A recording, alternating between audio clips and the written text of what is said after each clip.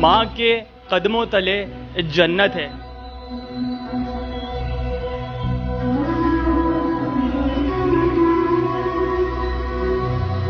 जब बेटे की शादी की ना, इसके बाद जैसे समझो ना एक तूफान आ गया। बेटा मुझे बड़ी बहू सुबह 9 बजे निकाल देती थी घर से नाश्ता खा के। बेटा नाश्ता देते, पहले नहीं देते, फिर बाद में नाश्ता देना शुरू किया। तो बड़ी बहू बस बेटा बस बाथरूम में जाता था, मुझे चलो चलो निकल निकल।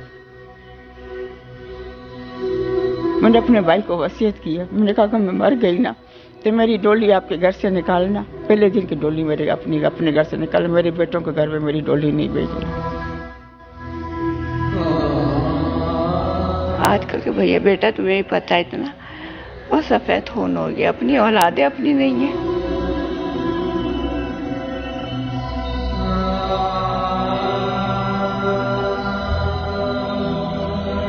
कि खुदारा अपने असासों को संभाल के रखो। दुआओं की जरूरत है इस दौर में, जबकि नफसा नफसी का दौर है। सब्सक्राइब करें और बेल दबाएं ताकि कोई खबर रह न जाए। अस्सलाम वालेकुम नाजरीन, बोल न्यूज़ के साथ मैं हूं फराजुद्दीन। माँ के कदमों तले जन्नत है। जनाब मेरी आपसे गुजारिश है कि आज की वीडियो आप मुकम्मल देखिएगा, क्योंकि आज की वीडियो देखने के बाद आपके अंदर अपने वालिदैन की खिदमत करने का जज्बा मज़ीद बढ़ जाएगा। आपको एहसास होगा कि वालिदैन क्या चीज़ हैं।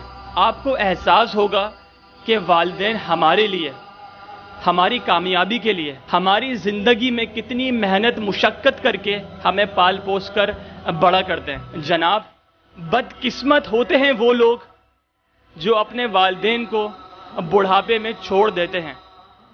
बदकिस्मत होती हैं वो औलादें कि जब उनका वक्त होता है जन्नत कमाने का, अपने वालिदैन की खिदमत करने का, तो वो उनको छोड़ देती हैं। जनाब आज मैं बिनते फातिमा फाउंडेशन में मौजूद हूं और यहां पर वो माएँ मौजूद हैं जिनके बच्चों ने अपनी माओं को बिनते फाउंडेशन में छोड़ दिया है, और बिनते फातिमा फाउंडेशन उन माओं की कफालत कर रही है। मेरे अक़ब में जो हिस्सा मौजूद है वहां पर बहुत सारी माएँ मौजूद हैं।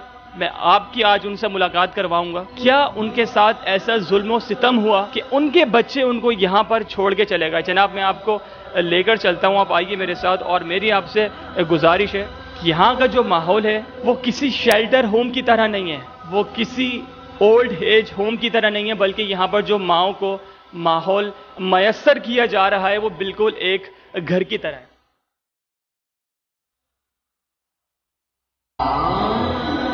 जनाब ये वो जगह है जहां पर वो तमाम माएँ मौजूद हैं जिनके एक घर वालों ने उनसे तंग आकर उनकी खिदमत करने के बजाय, बुढ़ापे में उनको सहारा देने के बजाय उनको यहां छोड़ दिया है।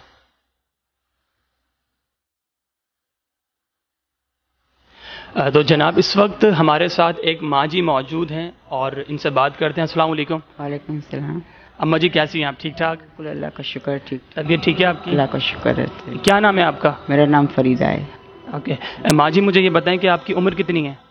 होगी 60-65 होगी। 60-65 साल। तबीयत ठीक है आपकी? शुक्र अल्हम्दुलिल्लाह। दोपहर का खाना खा लिया आपने? खा लिया। अच्छा माँ जी मुझे ये बताएं कि ऐसा क्या ज़िंदगी के अंदर मामलात पेश आए कि आज आप यहाँ पे मौजूद हैं? बेटा जब बेटे की शादी की ना, इसके बाद जैसे समझो ना एक तूफान आ गया घर के अंदर। आस्ते आस्ते आस्ते आस्ते होके मेरा सारा घर तबाह हो गया।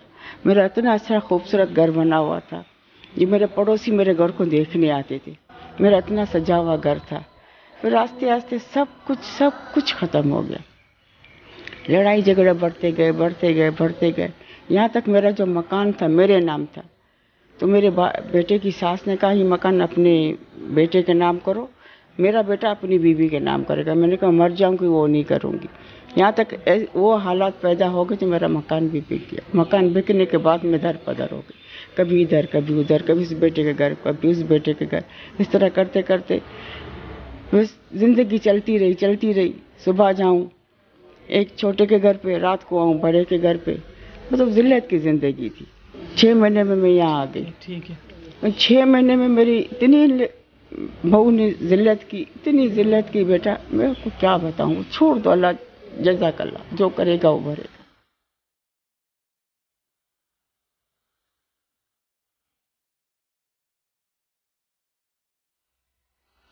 बेटियां थोड़ी हट गई थी क्योंकि मेरी बहू बड़ी जादूगरनी है, बड़ी, तो कुछ ऐसा कुछ किया, मेरी बेटियां थोड़ा मेरे साइड हो गई। अभी अल्लाह का शुक्र है, मैं उम्रे के बाद गई अपने घर, बाई के घर गई, तो वहाँ पता चला मेरे बहन भाई का इंतकाल हो गया है। मैं वहाँ गई, फिर पता चला दूसरा भी इंतकाल हुआ था, वहाँ गई, वहाँ मेरी बेटियां मुझे सब मिल गई। अल्लाह का शुक्र है, मेरी बेटियां जैसे पहले थी अभी भी मेरी बेटियां अभी भी मेरे से वही मुझे प्यार, वही ख्याल करना कर दी। अच्छा माँ जी, मुझे पता चला है कि आपके 8 बच्चे हैं, तो उसमें आपकी बेटियां कितनी हैं? 6 बेटियां हैं। अच्छा माशाल्लाह, 6 बेटियां हैं। तो 6 बेटियां आपसे मिलती हैं? मिलती हैं, मेरा ख्याल कर। अभी मैं गई ना 2 दिन के लिए, मेरा बहुत ख्याल किया, बहुत मेरा कर रही थी, प्यार कर रही थी। अम्मा आप आया करो, हम भी आएंगे आपसे मिलने। दोनों ने मुझे फ़ोन नंबर भी दिया हुआ है, तो अम्मा हम आएंगे मिलने के लिए, आप फ़ोन पे हमसे बात करना, असद भाई को कहना आपसे हमें बात करवाए, हम भी आएंगे मिलने के लिए। मैंने कहा सही है। और माँ जी आपके 2 बेटे भी हैं? 2 बेटे। तो वो जो 2 बेटे हैं, और आपने माशाल्लाह माशाल्लाह आपने जो है वो उम्रे की सादत भी हासिल की है, आपको इस चीज़ की सादत नसीब हुई है। तो जो आपके 2 बेटे हैं वो आपके पास नहीं है आपसे मुलाकात करने के लिए? वो बेटी के घर पे मैयत पे आए थे, तो मैंने खुद उनसे बात नहीं की। वो आए थे, मुझसे हाथ मिलाने की कोशिश की, मैंने हाथ नहीं मिलाया, तो फिर ज़्यादा बदतमीज़ी करने लगे, तो मैं अपनी बेटी के कमरे से उठ कर दूसरे कमरे चली गई। मैं उनसे बात नहीं करना चाहती थी। मेरे बेटा दिल पे ऐसी बात आ गई है ना, मैं बात नहीं करना चाहती अपने बेटों से। जब मुझे इस कदर दुत्कारा, लोगों ने मेरा ख्याल नहीं करा, तो मैं अब क्यों करूं उन लोगों का ख्याल। मुझे मेरे दिल पे अभी नहीं आ रहा है, जब मरूंगी देखा जाएगा। मेरा दिल बिल्कुल भी दोनों बेटों की तरफ नहीं पलट रहा है, जब पलटेगा जब की बात है।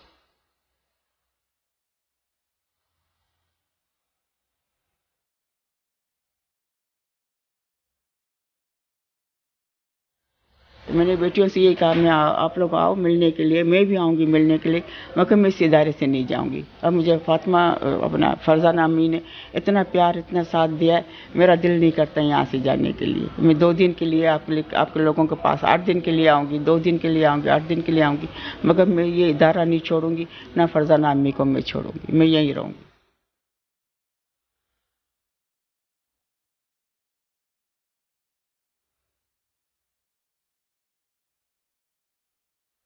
माँ जी मुझे ये बताएं कि जिस तरह आपने कहा कि आपकी 6 बेटियां हैं, 2 बेटे हैं, और बेटियां आपसे मिलने आती हैं, आपसे मुलाकात करती है, मिलने आएंगी, तो क्या उनमें से किसी एक बेटी ने या उनमें से किसी एक बेटे ने ये नहीं कहा आपसे, अम्मी मैं आपको लेने आई हूँ, आप मेरे साथ रहें, बेटा आया हो कि आप मेरे साथ चलें? बेटा नहीं, बेटी आई थी, जो मैं 1 महीना हुआ था मुझे यहाँ रहते हुए, तो यहाँ आई थी, तो मैंने कहा नहीं मैं अभी नहीं चलूँगी, मैं यहीं रहूँगी, मुझे अभी नहीं जाना है। अभी मुझे बड़ी बेटी कह रही थी अम्मी अभी आप आ जाओ वापस। मैंने कहा नहीं बेटा, मैं थोड़े दिन के लिए आ जाऊँगी आप लोगों से मिलने के लिए, मगर मैं रहूँगी अभी इसी इदारा में। बेटा मुझे बड़ी बहू सुबह 9 बजे निकाल देती थी घर से नाश्ता खा के।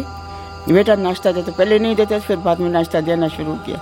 तो बड़ी बहू बस, बेटा बस बाथरूम में जाता था, मुझे चलो चलो निकल निकल, तो बहू के निकल निकल बस, अब चल अब चल अब चल। मैं उसी टाइम चादर और अपनी पर्स उठा के निकल पड़ती थी। छोटा बेटा 10 बजे से पहले नहीं उठता था, वो गुस्सा होता था 10 बजे से पहले नहीं आओ। अब मैं पौना 1 घंटा में कहाँ गुजारूँ। कभी हमारे घर की यहाँ मार्केट है, कभी इस थड़े पे बैठती थी, कभी इस थड़े पे बैठती थी। इस तरह करते करते मैं 1 घंटा गुजारती थी। कभी जो मासी काम वाली होती है ना, उनके साथ जाके बैठ जाती थी।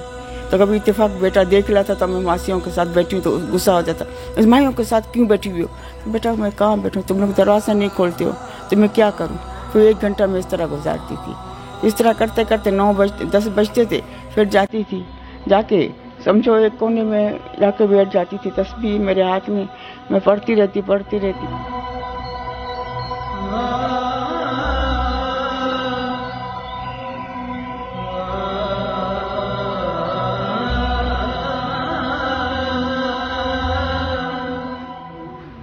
12 बजे फिर बच्चों को स्कूल लेने जाऊँ, बच्चों को स्कूल से लेकर आऊँ, फिर के बर्तन धोती थी, आटा गूंद के रोटियां बनाती थी।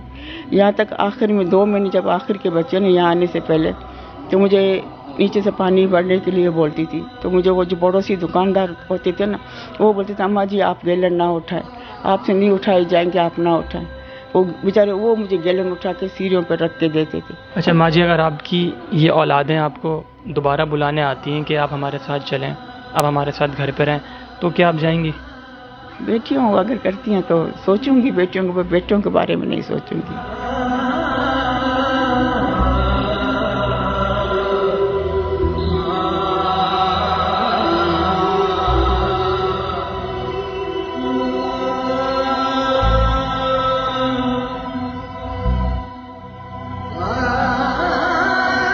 मैंने अपने भाई को वसीयत की है, मैंने कहा कि मैं मर गई ना तो मेरी डोली आपके घर से निकालना पहले दिन, फिर दूसरे दिन लोगों की मर्जी है, कुछ भी करे ना भी करे, पहले दिन की डोली मेरे अपने घर से निकाल, मेरे बेटों के घर में मेरी डोली नहीं भेजनी।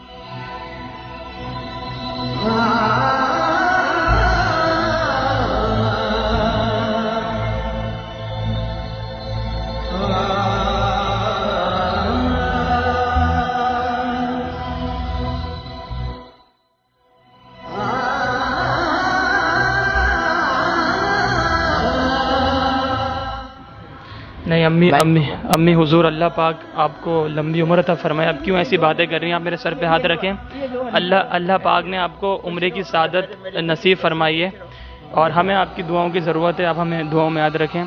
तो जनाब आप चेक करें कि ये माँ जो इस वक्त मौजूद हैं, अल्लाह पाक ने इनको उम्र की सादत नसीब की है। ये हुजूर के रोज़े से जो है अपनी हुजूर के रोज़े पे जो है अपनी हाज़िरी लगा कर आई हैं और इस वक्त जिस हालत में ये मौजूद हैं यहाँ पे, इनके अल्फाज के अंदर, इनके जुमलों के अंदर वो तासीर मौजूद है कि इस वक्त इनका दिल खून के आंसू रो रहा है।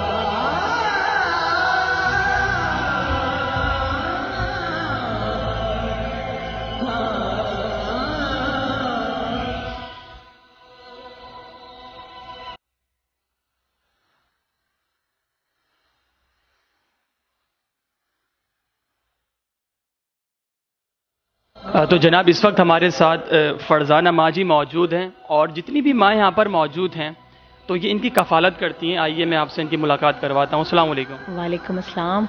माँ जी सबसे पहले तो मैं आपका बेहद मशकूर और ममनून हूँ कि आप बहुत ज़्यादा मसरूफ़ थी, आपने अपनी मसरूफियात में से वक्त निकाला और आज आप मुझसे यहाँ बात करने के लिए मौजूद हैं। आप इन माओं की कफ़ालत कर रही हैं काफ़ी अरसे से, काफ़ी सालों से। तो सबसे पहले मुझे ये बताइए कि आज के इस दौर के अंदर, इतने मसरूफ़ दौर के अंदर, इतने महंगाई के दौर के अंदर लोग अपने ही बारे में सोचते हैं, लेकिन आप दुनिया को एक तरफ करते हुए इन माओं को अपने साथ लेकर चल रही हैं। तो ये चीज़ या ख्याल आपके दिमाग में कैसे आया? ख्याल तो मेरा बचपन से ही अल्लाह को राज़ी करना था, लोगों को राज़ी करके बचपन से ही था ये सारा कुछ। तो बस फिर आहिस्ता आहिस्ता ये और परवान चढ़ता रहा ये शौक़ मेरा। जिस तरह कहते हैं ना कि फ़लाँ बंदे की फ़लाँ हॉबी है, मेरी हॉबी ये है कि मैं अल्लाह के बंदों को राज़ी करूं जिससे अल्लाह राज़ी हो। तो बस इस शौक़ की तो कोई लिमिट ही नहीं है। तो अल्हम्दुलिल्लाह बड़े शौक़ से हम लोग ये कर रहे हैं। अच्छा अम्मी हुजूर, इसी के साथ साथ ये जो इदारा है ये काफ़ी माओं को अभी तक हज और उम्रे भी करवा चुका है। तो मुझे बताएं यहाँ पर कितनी माएँ मौजूद हैं और उनमें से कितनी माओं को अभी तक हज और उम्रे की सादत नसीब हो चुकी है?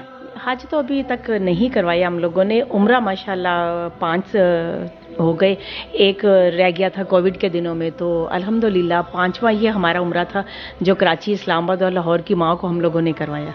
अच्छा, और यहाँ पर कितनी माएँ मौजूद हैं? तकरीबन गिनती तो कोई नहीं है, मेरा ख्याल है कम से कम को 15 से 16 या 20 तक की होंगी जो यहाँ कराची में है।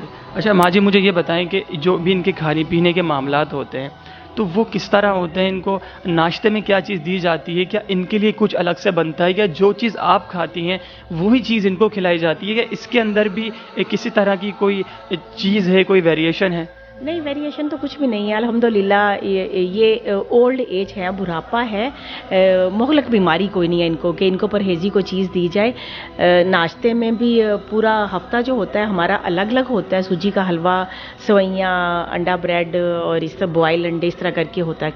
और खाना जो हमारा एक ही बनता है, जो कि हम लोग भी वही खाते हैं, ये भी वही खाते हैं। चाय के साथ कभी समोसा हो जाता है, कभी बिस्किट हो जाते हैं और रात का खाना भी अलग होता है और वो हमारे किचन में ही बनता है। बनता है।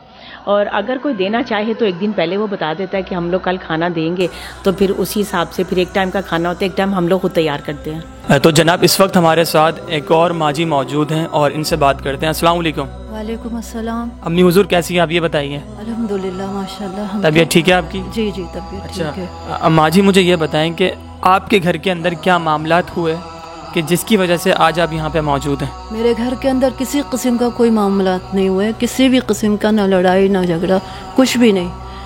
बस उन्होंने मुझे तैयार कराया, ख़ुद तैयार हुई और हमारा घर कराची एयरपोर्ट पे, और कहने लगी आज मुझे ना कोई बहुत ज़रूरी काम है तो मैं तुम्हें लेके जा रही हूँ बस। और बाकी बातें यहाँ ऑफिस से उन्होंने असद भाई से की, जितने भी बातें की। मेरी बड़ी बहन कि मुझे काम है, फिर मैं काम ख़त्म होगा तो मैं आ जाऊंगी। मैं इंतज़ार ही करती रह गई। 1 हफ़्ता गुजरा, 1 महीना गुजरा, 2 महीने गुजर गए, कुछ पता नहीं, कोई खैर खबर नहीं, ना कोई मुलाकात, ना कोई फ़ोन, कुछ भी नहीं। अब मुझे 3 साल हो गए, कहाँ 1-2 महीने, कहीं 3 साल। तो मैंने कहा उन्होंने मुझे बहुत बड़ा धोखा दिया, झूठ बोला। अगर वो उसी वक्त मुझसे कह देती कि भाई अब मैं तुम्हें नहीं रखूँगी, बात ख़त्म हो जाती, फिर मैं कहीं और चली जाती, उनके घर नहीं रहती, नहीं जाती। लेकिन ऐसा नहीं हुआ। और अब मैं हर रोज़ उनका इंतज़ार अच्छा हाँ क्या कहते हैं, मेरे पूरे ख़ानदान वाले मुझे देख रहे हों, सुन रहे हों, मेरा पूरा ख़ानदान, तो मुझे आए और फ़ौरन लेके जाएं। और मेरी बहन जो, मैं रोज़ाना उनका इंतज़ार करती हूँ कि आएंगी, ले जाएंगी। मैं हर दिन, हर रोज़ इंतज़ार करती हूँ कि आएंगी। फिर दूसरा दिन गुजर जाता है, सुबह से शाम हो जाती है, फिर मेरा इंतज़ार और सब्र फिर ख़त्म हो जाता है। उसके बाद दूसरा दिन आता है।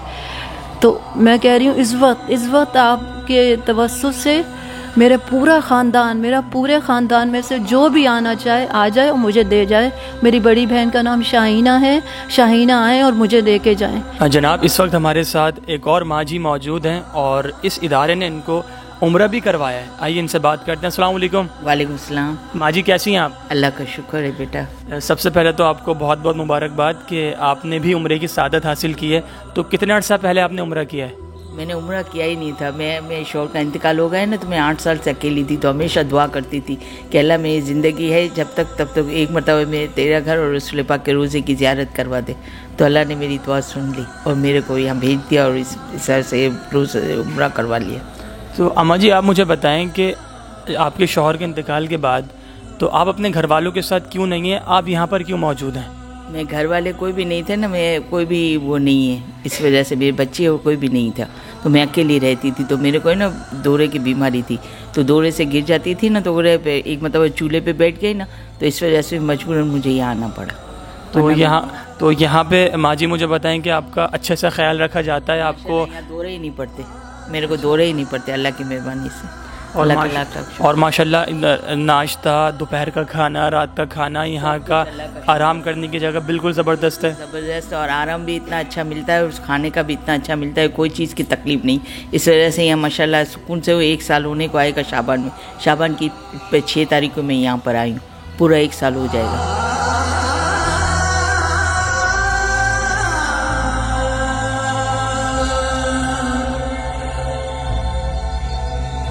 तो जनाब इस वक्त हमारे साथ एक और माँ जी मौजूद हैं, इनसे बात करवाते हैं आपकी। अस्सलाम वालेकुम। वालेकुम सलाम। माँ जी कैसी हैं आप? ठीक ठाक। तबीयत ठीक है आपकी? तबीयत ठीक है। क्या नाम है आपका?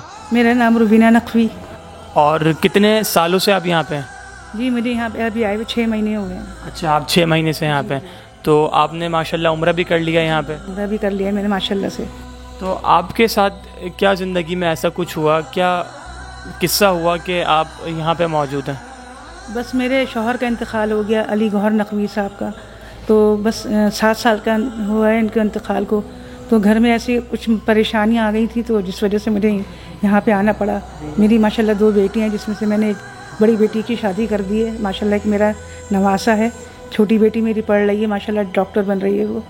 इंशाल्लाह जब वो पढ़ लिख के काबिल हो जाएगी तो फिर वो मुझे इंशाल्लाह यहाँ से ले जाएगी।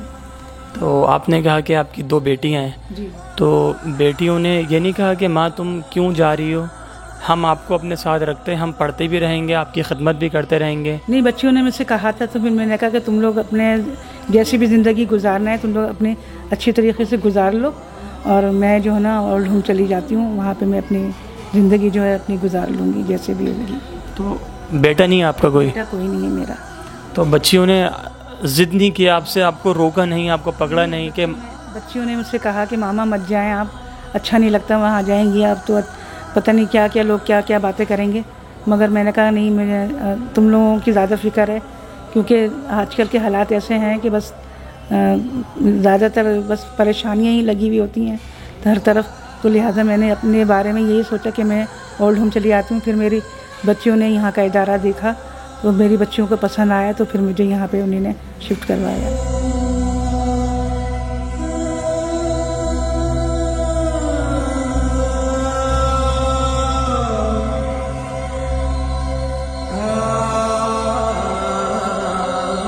वेल जनाब, तो हमने यहाँ पर काफ़ी माओं को देखा और उनकी मुलाकात आपसे करवाई, और यहाँ पे आने के बाद, इस जगह का विज़िट करने के बाद, माओं से मुलाकात करने के बाद जो मेरा दिल है, मैं आपको अगर अपनी हालत, अपनी कैफियत अगर आपसे बयान करूँ तो एक बड़ा मेरा दिल अफसुर्दा हुआ है यहाँ के हालात और मामलात देखकर, और माओं के किस्से सुनकर, उनकी ज़िंदगी की हकीकत को जानकर, जो भी उनके साथ वाक़यात हुए, और जो आज मैं यहाँ पर मौजूद हूँ।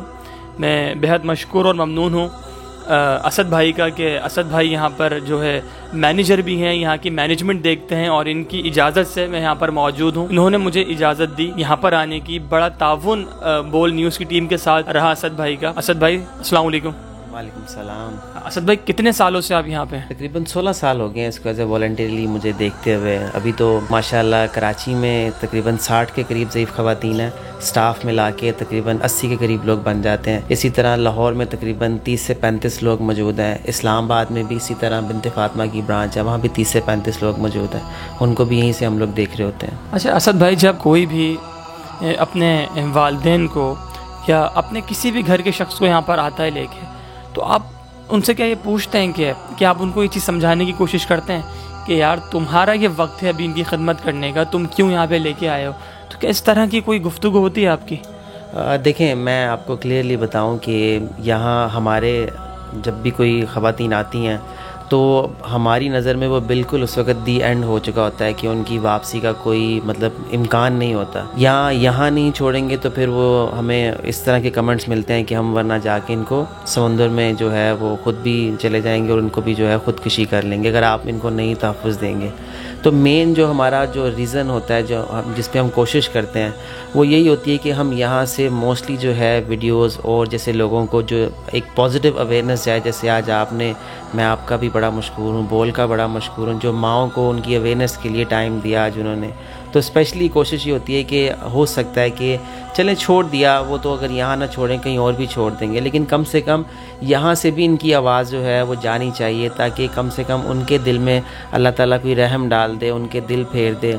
और उसके साथ साथ अगर कोई और मज़ीद इस तरह के लोग इस तरह का दिल में रखते हैं कि हम अपने बुज़ुर्गों के साथ एक ये वाला कदम देख लें, तो वो उस कदम से रुक जाएं।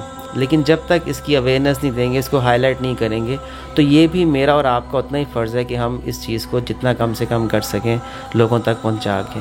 वेल जनाब, तो असद भाई से हमने आपकी मुलाकात करवाई, और आप भी सुनते हैं, पढ़ते हैं कि माँ के कदमों तले जन्नत है, कि बराए करम, बराए मेहरबानी आपके आगे हाथ जोड़ता हूँ मैं कि अपने वालिदैन की कदर करें। अभी भी आपके पास वक्त है, अपने वालिदैन को ना छोड़ें, क्योंकि जब वो बूढ़े होते हैं, उनकी उम्र बढ़ जाती है, एक उम्र का तकाजा होता है, तो उनकी हड्डियों के अंदर वो जान नहीं होती जिस तरह वो नौजवानी के अंदर काम करते हैं। उनकी हड्डियों के अंदर वो ताकत नहीं होती कि गर्मी के अंदर वो मेहनत करते हैं। उनकी हड्डियों के अंदर वो जान नहीं होती कि वो उस सर्दी को बर्दाश्त करते हैं। तो खुदा अपने वालिदैन की खिदमत करें, उनसे पूछें, उनके साथ बैठें, उनके साथ वक्त गुजारें। उम्मीद करता हूँ कि ये वीडियो आपको बहुत कुछ सिखाएगी। आपको इस वीडियो से एक बड़ा मुस्बत, एक बड़ा अच्छा आपको इससे सबक मिलेगा।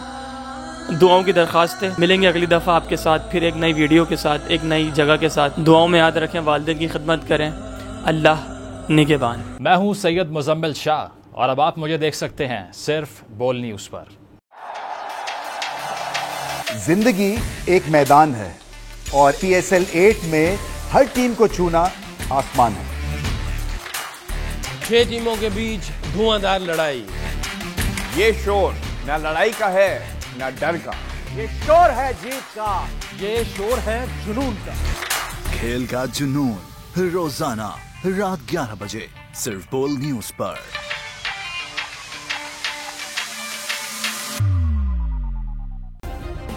सब्सक्राइब करें और बेल दबाएं ताकि कोई खबर रह न जाए।